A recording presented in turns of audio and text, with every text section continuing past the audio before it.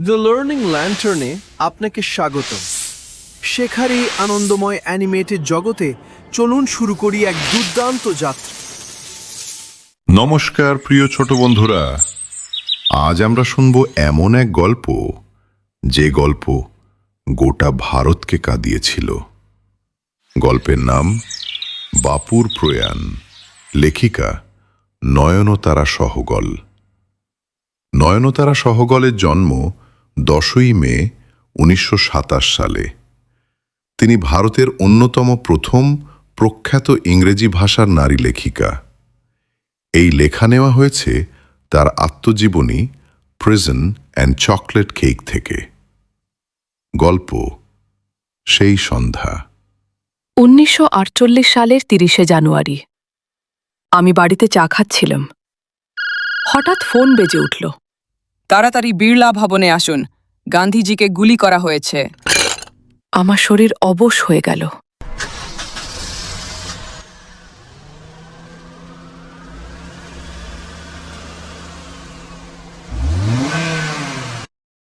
বিড়লা ভবন, ঘরের ভেতর নিস্তব্ধতা। কেউ কথা বলছে না, কেউ কাঁদছে না। তারপর বাপু শেষ নিঃশ্বাস ত্যাগ করলেন। দিল্লি জুড়ে খবর ছড়িয়ে পড়ল ঝড়ের আগুনের মতো। সবাই নীরব, নীরব। মনে হচ্ছিল সময় থেমে গেছে। পরে মানুষ কাঁদতে শুরু করল। তারা যেন পথ হারানো শিশু।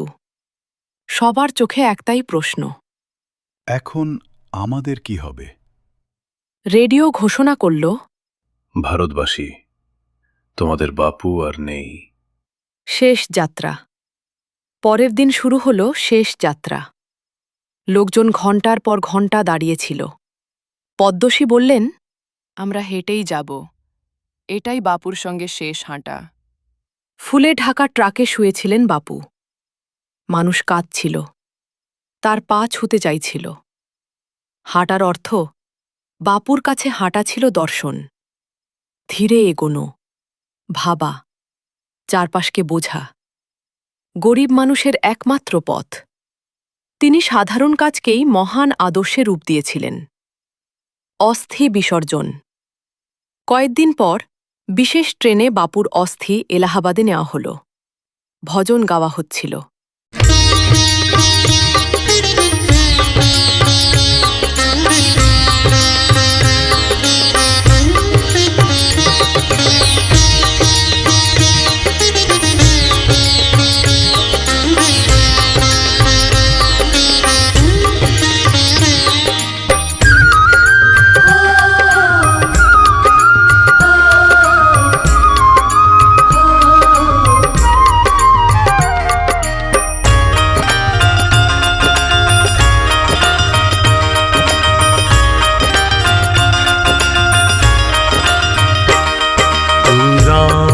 भजन कर प्राणी तेरी 2 दिन की जिंदगानी।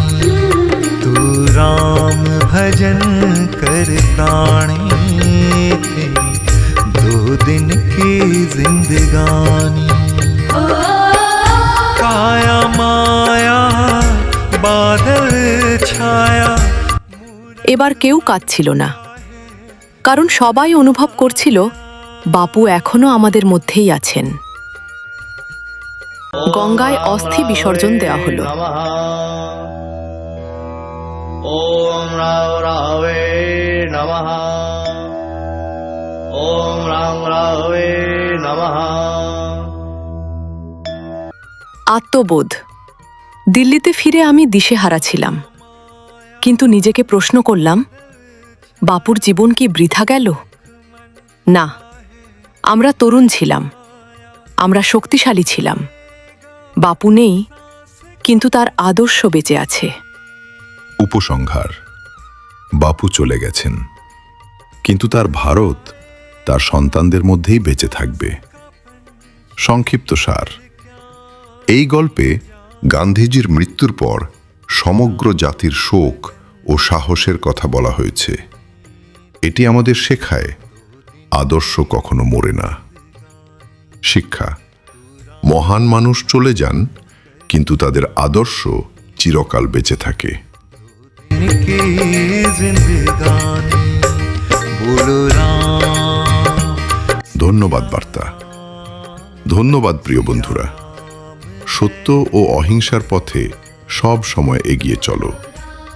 দেখার জন্য ধন্যবাদ।